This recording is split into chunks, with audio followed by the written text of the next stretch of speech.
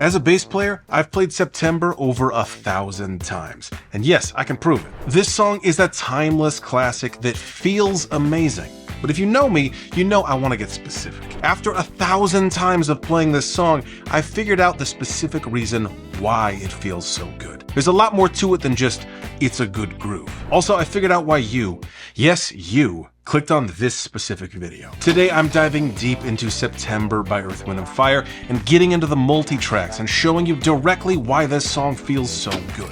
Then, I'll tell you why you clicked on this video. It's a classic trick, but with a twist. First, let me explain why I've played this song 1,000 times. For the past 15 years or so, I've played in event bands. I've done so many weddings, parties, corporate functions, and background music gigs, so many that it's hard to keep track. But a conservative estimate would be at least 50 a year. So that's almost one every weekend, but some weekends there's none, some there's 2 or 3. And in all my time playing these gigs, there is one song that has never failed to get people dancing. One song that I've played almost every single gig. That's September by Earth, Wind & Fire. There's just something about this song.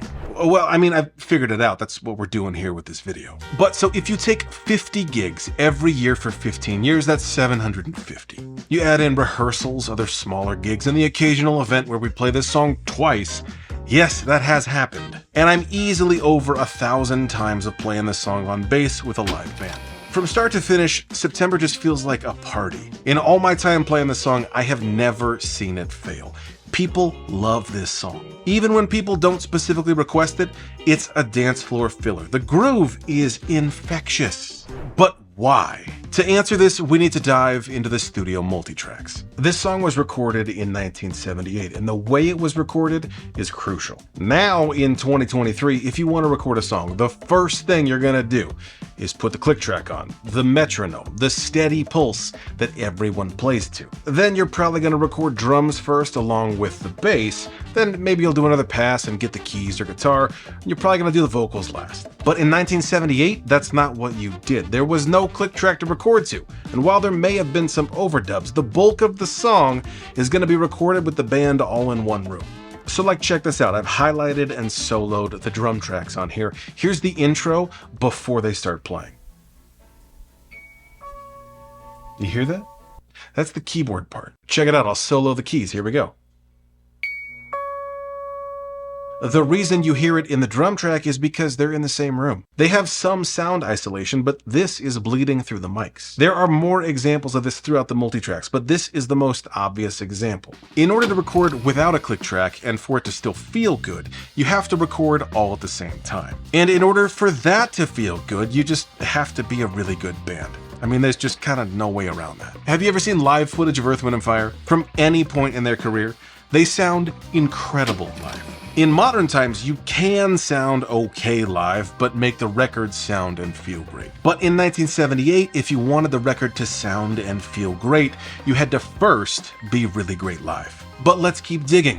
Why do they sound so incredible live? Practicing together as a group is obviously a huge part, but before that, the individual players have to be great. So let's take a listen to each individual musician and hear how they sound. First up, here's the drums.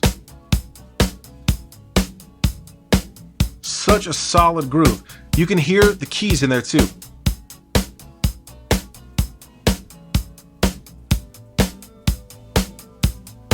Now here's the bass. Verdine is laying it down. Listen to his attack on these notes. He's playing the hell out of this line. Guitar 1. He's got a similar, strong, confident attack.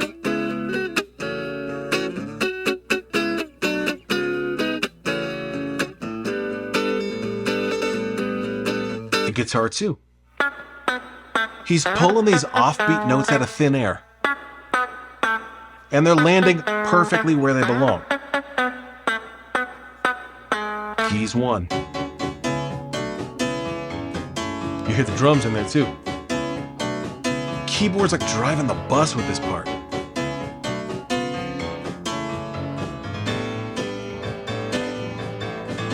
Keys 2. This part's a little mellower, but when he hits these changes, It's precise. Very deliberate. The other track I've got here is strings, horns, percussion, and one more guitar, all bussed together. Each of these, though, just locked in.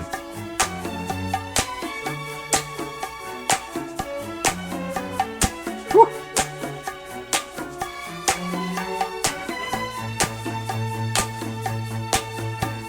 Each of these parts is slightly different, but they all fit together. And you could isolate just one instrument and it feels incredible on its own. It's not like the guitar player is depending on the drums for the groove. He's bringing his own sense of time to the table. Everybody is. Everybody is playing with such confidence, so much energy, so much attack. It feels like everyone is playing percussion just on their specific instrument. This isn't just a good groove, it's like 18 different good grooves all locking together. Again, I've played this song 1,000 times, and this is one of the most important things you can do as a musician. Bring your own sense of time to the table. My analogy for this is the three-legged race. You know that old summer camp game where we tie a rope around my right ankle and then also around your left ankle? We have to move together in order to not fall, but there's probably a little push and pull between our feet. This is what playing live music with other musicians is, a three-legged race.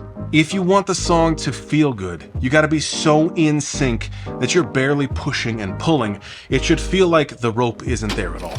So this is why September feels so good. It's like an 18-legged race. Everybody has their own part, but they're all so in sync that you can't even tell they're tied together. But they're so good at it, they're not just walking or running, they're dancing.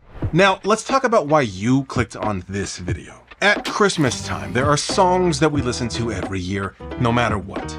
It's got the personal nostalgia baked in, but also it's Christmas, so we want to listen to Christmas-specific music. There's a reason why Mariah Carey's All I Want for Christmas Is You makes it back on the Billboard charts every year. It's music that's specific to that situation. And yes, last year I started the campaign to get Donny Hathaway's This Christmas to go #1, and while it didn't quite get there last year, it did chart higher than the previous year. And in a couple months, it's gonna be Christmas all over again. Outside of Christmas music, we've got lots of other situation-specific music. Auld Lang Syne is the New Year's song. My Funny Valentine for Valentine's Day. Well, let's see, St. Patrick's Day, anything by the Dropkick Murphys? There are plenty of other examples. Let me know your favorites in the comments. Let's see, what else is there? Ah, here's one. I don't know about you, but anytime the moon passes directly in front of the sun, I just have to listen to Total Eclipse of the Heart. The point is, these situations come back every year, and the songs come back with them. Take the 4th of July. Katy Perry got smart. Her song Firework gets played every single 4th of July. Because we're so basic, we're literally like, oh, fireworks? I got the perfect song for this. But also, when is the other time of year you see fireworks? New Year's. She's managed to make one song work for 2 major holidays. But here's the genius of September. They just made up their own holiday, the 21st night of September. They have zero competition with other songs for this day. There's been rumors that September 21st was the birthday of one of their children, but co-writer Allie Willis says there's no significance at all, and they tried singing it with every day of the month. The 1st, 2nd, 3rd, and the 21st felt best. I recently explained my theory of the musical vault in a different video. I'll link that in the description. But basically, hit songs go into the vault, but not all of them come out. Well, September is definitely out of the vault, and it has a specific, unique day or even month to play the song. Let's check out Google Trends. Every year, right near the middle of September, everyone starts to go, oh, I have the perfect song for this. And searches on Google and YouTube skyrocket. So check it out. Here's the search volume on YouTube for the song September over the last year. I'm filming this right here, just as everyone's starting to go, oh, I got the perfect, because look at a year ago. September 18th through 24th, massive spike. Let's look at the past 5 years.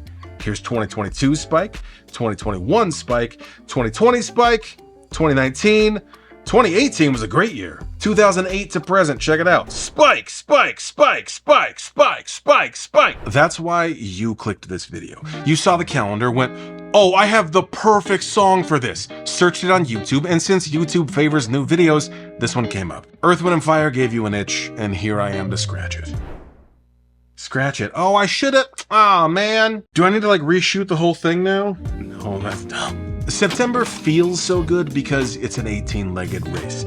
18 musicians or whatever, all playing incredible grooves, perfectly in sync. And it's so good that we want to keep listening to it over and over again. And then you add in the situation-specific aspect of it, picking a random date, September 21st, and that sets it over the top. We not only want to keep listening to it, we have a specific day to listen. By the way, a few years ago, Earth, Wind & Fire tried to double up and they released a different version of September called December. That version did not take off because there's plenty of other Christmas music. But you know what? November? Do you remember? Thanksgiving night in November. What are we doing? Come on. Get on it, guys. Do you remember? The 31st night of October. That doesn't work as well. January, March. Yeah, none of the other months work. But this is only half the story. Earth, Wind & Fire is so incredible that September was kind of a filler song. It was a new song that was added to their greatest hits album from 1978 that would go on to be their greatest hit. But for that story, you gotta watch this video.